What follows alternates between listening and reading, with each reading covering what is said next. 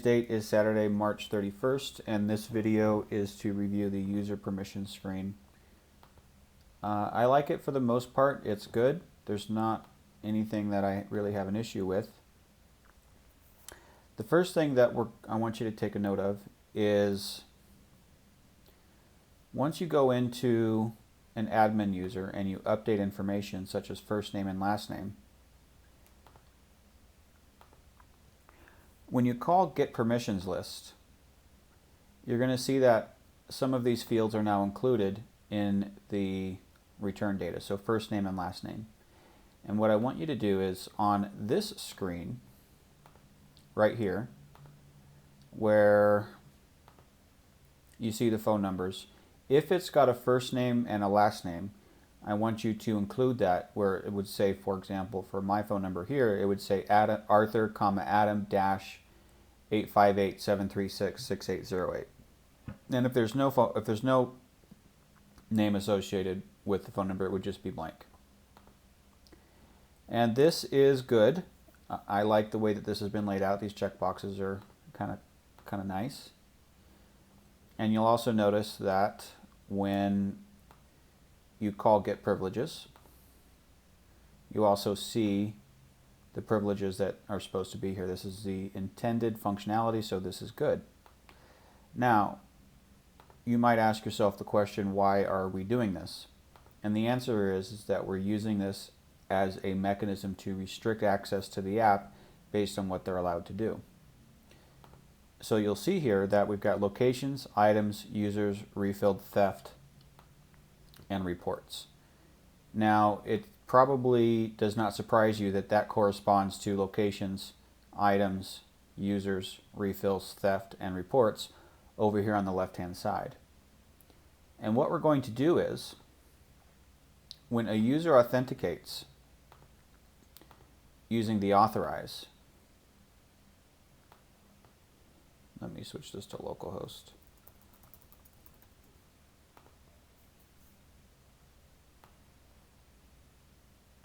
Oops, let me update this.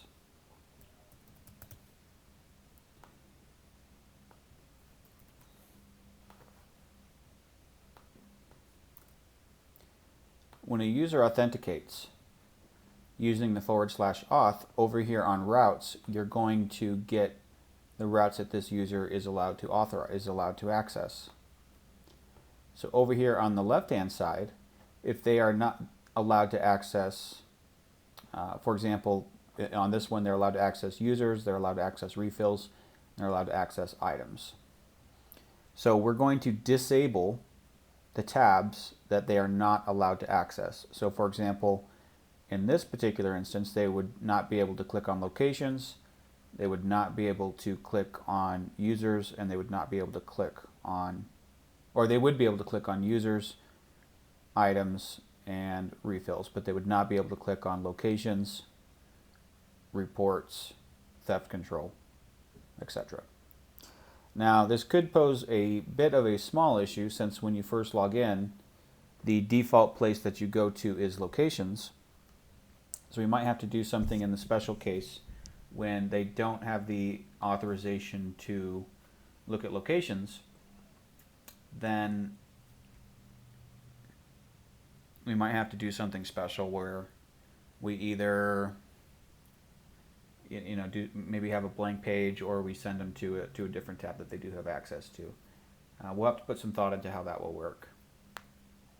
Now the role, route driver and administrator, is something we're going to use.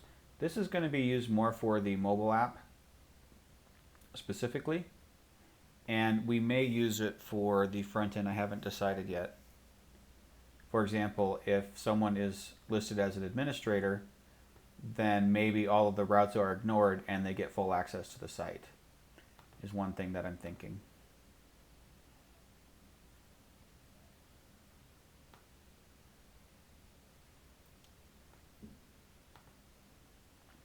So yeah, let me know if you have any questions on this.